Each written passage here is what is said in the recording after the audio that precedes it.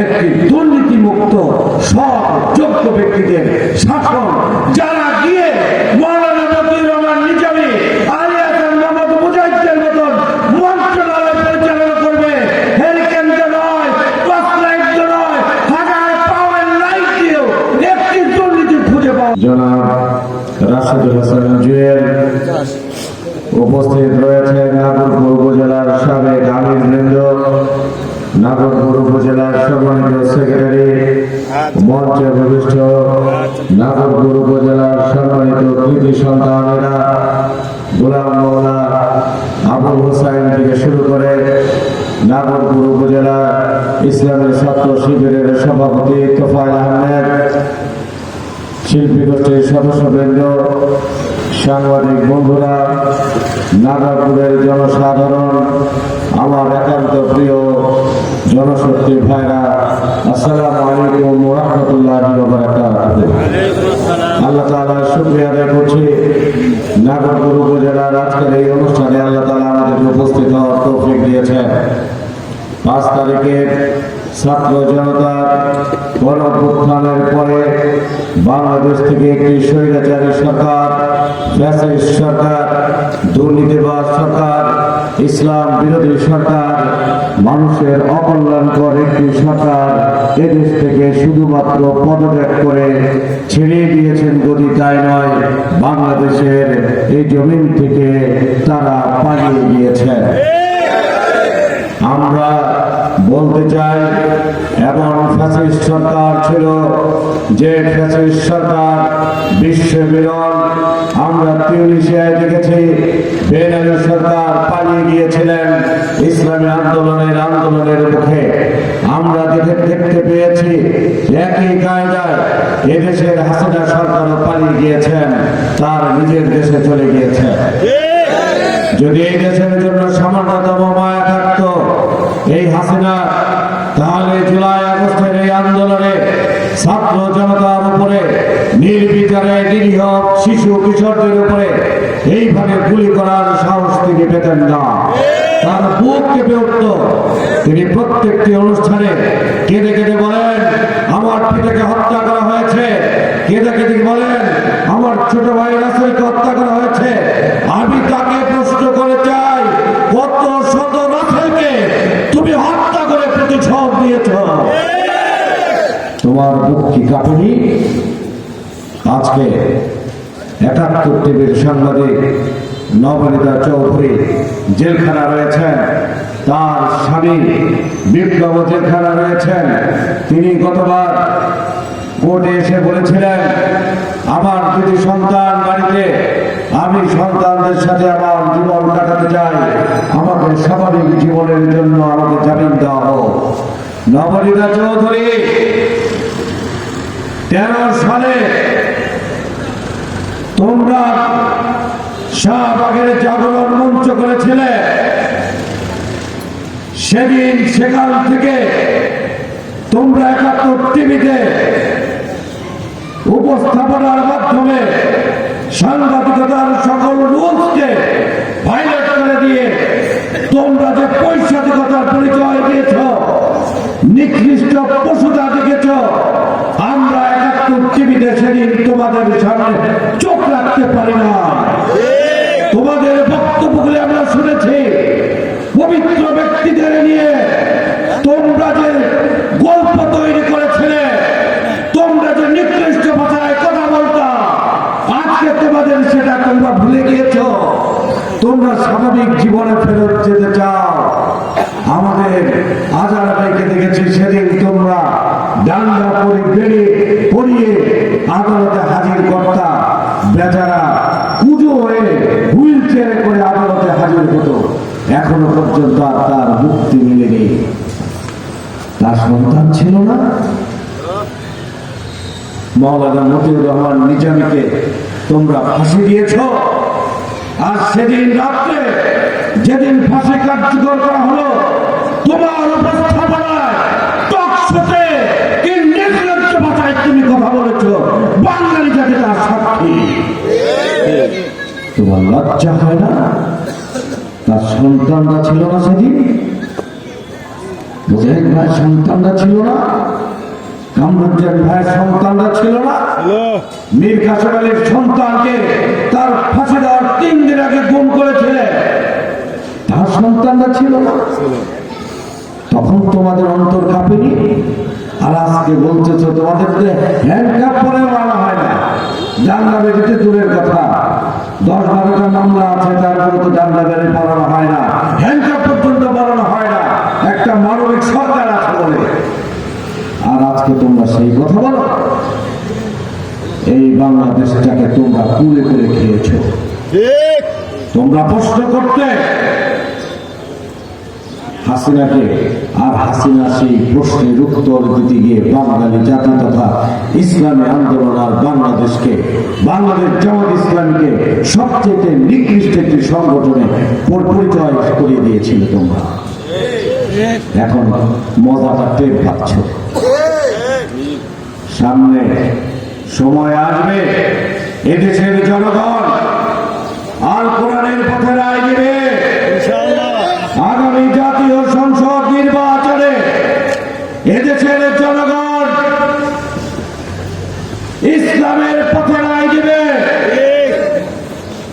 সকল দল মতের দিন শেষ। আগামী দিনে জামাত ইসলামের বাংলাদেশ, সারা বাংলাদেশে এই স্লোগান উঠেছে, গ্রামে গঞ্জে শহরে নগরে প্রত্যেকটি রিক্সাওয়ালা থেকে শুরু করে কৃষক শ্রমিক সকল মেহনতি মানুষ আগামী দিনে একটি নতুন সরকার দিতে চায়। যে সরকার হবে বাংলাদেশ জামাত ইসলামের সরকার। আমরা নাগরপুরে এসেছি, নাগরপুরের উন্মুক্ত মঞ্চে বক্তব্য দিয়ে জানিয়ে দিতে চাই, নাগরপুরের প্রত্যেকটি জনপদে জামাত ইসলামীকে ভোট দেওয়ার জন্য মানুষ উন্মুখ হয়ে আছে। কাজেই আজকে যারা নতুন বাংলাদেশ বিনির্মাণের জন্য 16টি বছর কষ্ট করেছেন, তাদেরকে বলবো আরো কিছুদিন কষ্ট করেন, জনগণকে জুলুম করবেন না। জনগণ জুলুমের শিকার। আপনারা না হয় কিছুদিন না খেয়েছিলেন, কিন্তু একবারে সব খেতে হবে কেন? জনগণ তো কিছু পায় নাই। সেই জনগণের কাছ থেকে যদি আবার আমরা নেওয়া শুরু করি, তাহলে লজ্জা রাখবো কোথায়? লজ্জা রাখার জায়গাটা নাই। আজকে তাই সকলকে সাবধান করে দিচ্ছে, আগামী দিনের জন্য বাংলাদেশ জামাত ইসলামী এদেশে জামাতের আন্দোলনকে নস্যাৎ করে দেওয়ার জন্য শেখ মুজিবুর রহমান চেষ্টা করেছিলেন, জামাতকে নিষিদ্ধ করেছিলেন, 3.5 বছর টিকে থাকতে পারেন না। আর তার ধারাবাহিকতায় আমরা দেখলাম শেখ হাসিনা জামাত ইসলামী আর ইসলামী ছাত্র শিবিরকে নিষিদ্ধ করলেন, বললেন ছাত্রদের আন্দোলনের মূল কলকাঠি নাড়াচ্ছে ছাত্র শিবির। এই জন্য ছাত্র শিবিরকে নিষিদ্ধ করলেন। কয়দিন টিকতে পারলেন ক্ষমতা? 3.5 দিন। আপনি আপনার বাবা যেরকম 3.5 বছর টিকতে পারেন নাই, জামাত ইসলামী ইসলামী ছাত্র শিবিরকে নিষিদ্ধ করে আপনি 3.5 দিনও ক্ষমতায় থাকতে পারেন না। আগামী দিনের প্রত্যেকটি বাংলাদেশের দেশপ্রেমিক অথবা অন্য সকল রাজনৈতিক শক্তিকে বলবো, যারা রাজনৈতিক বন্দোবস্ত করেন তাদেরকেও বলবো, জামাত ইসলামের ব্যাপারে কথা বলবেন না, জনগণ পছন্দ করে না। জামাত ইসলামকে নিয়ে অনেকেই কথা বলেন, আজে বাজে কথা বলেন, 71-এর ট্যাগ দেন। 71-এর ট্যাগ এখন আর কেউ খায় না, ওটা পচা লাশ। ভালো লাশই আত্মীয় স্বজনই ঘরে রাখতে চায় না, তাড়াতাড়ি ভাই ফেলে দেয়, এই খবর দাও অমুক রে, এই লাশ খবর দিয়ে দিন। নিজের পিতার লাশে তাড়াতাড়ি যত তাড়াতাড়ি সম্ভব কবর দিয়ে দেয়, আর পচা লাশ ধরে রাখবে। ওই পচা লাশের গন্ধ কেউ শুকতে চায় না। ৭১ আমাদের বীর সৈনিকেরা একটা জুলুম থেকে দেশকে স্বাধীন করেছে। এটা বীরত্বের কাজ, এটা জাতিকে বিভক্ত করার কাজ নয়। আর ২০২৪ সালে আমার দেশের জামাল পাখিরা সেই তাইরান আবাবিল, ওই ফিরের যে পাখিরা আজকে ওই ২৪-এর আন্দোলনে হাজার হাজার লক্ষ লক্ষ কোটি জনতা সেদিন বের হয়ে গিয়েছিল বিপ্লব সংগঠন করার জন্য, ওই জনতাকে আর খেপাবেন না। আমরা বলতে চাই, ভালো বন্দোবস্ত তৈরি করুন। আর জামাত ইসলামী যে বন্দোবস্তের কথা বলে, সেই সৎ এবং যোগ্য লোককে নেতৃত্বের আসনে আসীন করা, এই দেশটা দুর্নীতিমুক্ত একটি দেশে পরিণত হবে। শেখ হাসিনা ১৬ বছরে ৩৯.৫ লক্ষ কোটি টাকা দুর্নীতি করেছেন, বিদেশে পাচার করেছেন। ৩৯.৫ লক্ষ কোটি টাকা কাকে বলে জানেন? এই টাঙ্গাইল জেলার মতন এইরকম টাঙ্গাইল জেলা আমরা হিসাব করে দেখেছি ৮০,০০০ পরিবার আছে। ৮০,০০০ পরিবার, এরকম অন্তত ৭ থেকে ৮টা জেলা প্রত্যেকটি পরিবারকে ১,৩৫ লক্ষ টাকা করে অনুদান দেওয়া যাইত। বলেন, যে টাকা তোমরা বিদেশে পাচার করেছ, এই টাকা যদি বাংলাদেশের জনগণকে অনুদান দেওয়া যাইত, তাহলে বাংলাদেশের জনগণ কি দরিদ্র থাকতে পারে? তোমরা শেয়ার মার্কেট থেকে ৮৫,০০০ লক্ষ কোটি টাকা চুরি করেছ। দরবেশ বাবা সাদা দাড়ি ভ্যাকসিন গ্রুপের মালিক সালমান রহমানের নেতৃত্বে সেদিন ৮৫ লক্ষ হাজার কোটি টাকা ওই শেয়ার মার্কেট থেকে লুট করেছে। ৮৫ লক্ষ হাজার কোটি টাকা কত টাকা জানেন? টাঙ্গাইল জেলার প্রত্যেকটি পরিবারকে, নাগর পরিবার থেকে দাঁড়ায়, আপনাদের প্রত্যেকটা ফ্যামিলিকে অন্তত কমপক্ষে ১ কোটি টাকার উপরে অনুদান দেওয়া যাইত। ১ কোটি টাকা যদি একটা পরিবার পাইত, সে কি গরিব থাকতো? এইরকম প্রত্যেকটি জায়গা থেকে হাজার লক্ষ কোটি টাকা তারা দুর্নীতি করেছে। ওই মসনদে যদি আবার অসৎ ব্যক্তিরা বসতে পারে, তাহলে এই ধরনের আরো বেশি চুরি, আরো বেশি দুর্নীতি তারা করবে। এই জন্য আগামী দিনের জন্য দরকার একটি দুর্নীতি মুক্ত সৎ যোগ্য ব্যক্তিদের শাসন, যারা গিয়ে মৌলানা মতিউর রহমান নিজামী, আলী হাসান মোহাম্মদ মুজাহিদের মতন মন্ত্রণালয় পরিচালনা করবে। হেলিকেন্দ্র নয়, টর্চলাইট নয়, হাজার পাওয়ার লাইট দিয়েও একটি দুর্নীতি খুঁজে পাওয়া যাবে না। আমরা ওই রাজনীতি করি। আমার ঘরে কিছু না থাকলেও জনগণের ঘরে যাতে পৌঁছতে পারে, আমরা সেই রাজনীতি করি।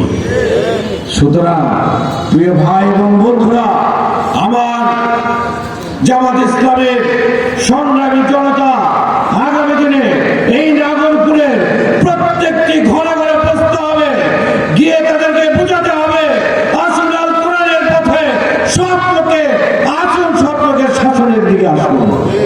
এই কথা দায়িত্ব নিতে পারবেন আপনারা?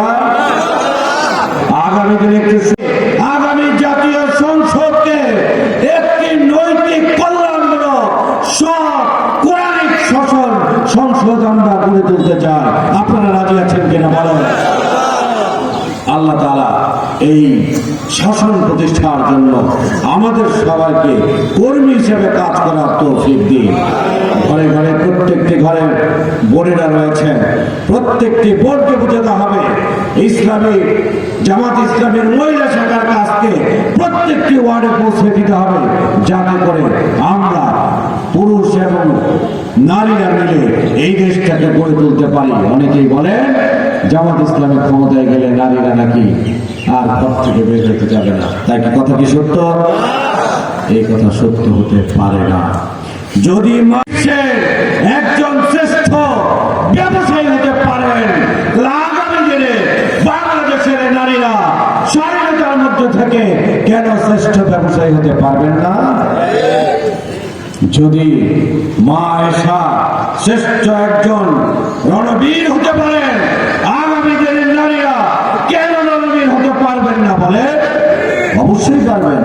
যদি উমর রাদিয়াল্লাহু আনহুর সময়ে একজন বাণিজ্য মন্ত্রী একজন নারী হতে পারে, তাহলে আগামী দিনে কেন ইসলাম প্রতিষ্ঠা হলে নারীরা এই রাষ্ট্র চালানোর জন্য পরামর্শ দিতে পারবেন না? অবশ্যই পারবেন না।